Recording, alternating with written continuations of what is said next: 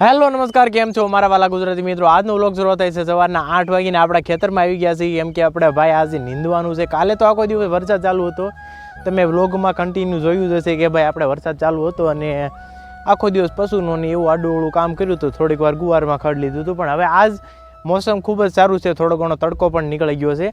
એટલા માટે જો આપણે આ મગફળી રહી એ બધી નીંદવાની છે.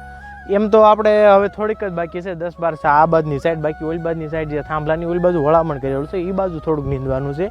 તો મિત્રો આપણે જે આ મગફળી છે તેમાં 1000 ફૂટ જેવો સા લાંબો છે. એટલે જુઓ તમે, આપણે જે વચ્ચે થાંભલો દેખાય ને ત્યાં આપણે વળામણ કરેલું છે અને વળામણથી ઓલી બાજુ બાકી છે. અને આ બાજુ જે લાંબા સા રહે ને એ નીલનાઈ ગયા છે અને આ બાજુ થોડાક સા બાકી છે. એ અમે જો વરસાદ નહોતો આવતો ને એની આગલા દિવસે અમે લઈ લીધી. ને આ પડું પણ એક બાકી છે જે નીંદવાનું. એમાં માંડવી પણ પીળી થઈ ગઈ છે, કેમ કે વરસાદનો ભેજ એને વધારે લાગે. જમીન એવી છે ભૂકરેટ જેવી. તમારે પણ આવી પીળી માંડવી થઈ હોય ને તો એને ખાતર બાતર નાખ્યું. એમ જો ખાતર વાવી દીધું એટલે થોડીક હળવી પડી ગઈ છે. મગફળીનું મારું દ્રશ્ય દેખાડી દઉં.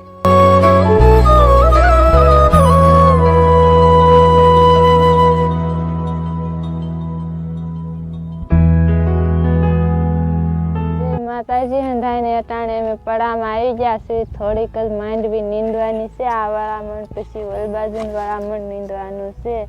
બપોરે તો નીંદાય જ જાય છે અંદર. તો ચાલો મિત્રો, હું પણ માંડવી નીંદવા મળું ને તમે થોડોક અમથો વિડીયો મ્યુઝિક સાથે આનંદ માણો.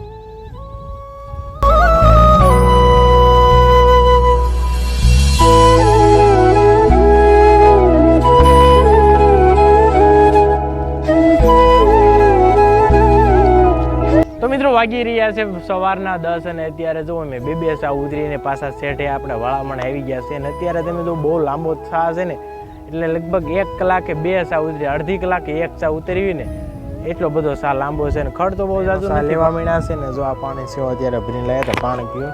હું તમને અમારા કૂવાનું એક દ્રશ્ય દેખાડું. કૂવો જોઈ લો, ભરાઈ ગયો ને કૂવો આખો. કબૂતરા અંદર ઈંડા મૂક્યા હતા ને એટલે કબૂતરા અત્યારે એમાંથી ઉડ્યા. એમાંથી આવી ગયો છે ઘરે અને નાઈ ધોઈને જવાનું છું મારે માજીપુર. કેમ કે આપણે જે કે પંખો બળી ગયો હતો ને, છત ઉપરનો પંખો હતો એ બળી ગયો, મેં માજીપુર બંધાવા નાખ્યો છે. ત્યાં જવું છે એટલે ફટાફટ નાહી લો ને ત્યાર પછી તમને બ્લોગમાં આવડું કન્ટિન્યુ. નાહી ધોઈને ફ્રેશ થઈ ગયો ને હવે જવું છે મારે માજીપુર. તો તમને મળું ડાયરેક્ટ રસ્તામાં, જ્યાં સુધી બને કન્ટિન્યુ. તો આપણી ગાડી લઈને નીકળી ગયો કાચા રસ્તેથી આપણે માધીપુર જવાના. આવી ગયો હાઈવે અને આપણી ગાડીની સ્પીડ થોડીક મેં પણ વધારી દીધી. અહીંયા પવન ચીકી લાગે છે આપણે જેવી. માધીપુર ગામમાં અને આ ગામનું છે પાદર. હા, તો આપણો પંખો બંધાઈ ગયો હતો ને આપણે ઠેલીમાં ભરીને જ ભાઈ આપ્યો હતો, એટલે ઠેલા મૂકવાની કઈ જરૂર છે નહીં. ફૂલદર તરફ પાછો રવાના. અને આ જો ભેંસું કેવી મજા આવે છે. નાદીપુર માસી છોકરાનો ફોન આવ્યો કે આવ ચા પીવો, તો એની વાડીએ નીકળી ગયો કાચા રસ્તેથી એની વાડી તરફ. માસીના ઘરે ને એને મોટો તબેલો છે ભેંસુનો, એટલે એને ઘાસ કટર લીધું છે. તો હું એ જોઈ લઉં.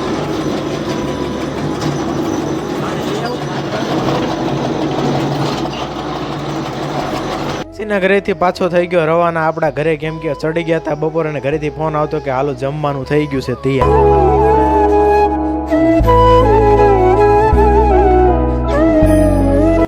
આવી ગયો ઘરે અને હવે ઘરે આવીને પંખો ને બધું મૂકી દઉં અને જમી લઉં. ત્યાં સુધી તમે પણ મને સબસ્ક્રાઇબ કરી દો અને મળીએ કાલ નવા વ્લોગ સાથે. જય માતાજી, જય માતા.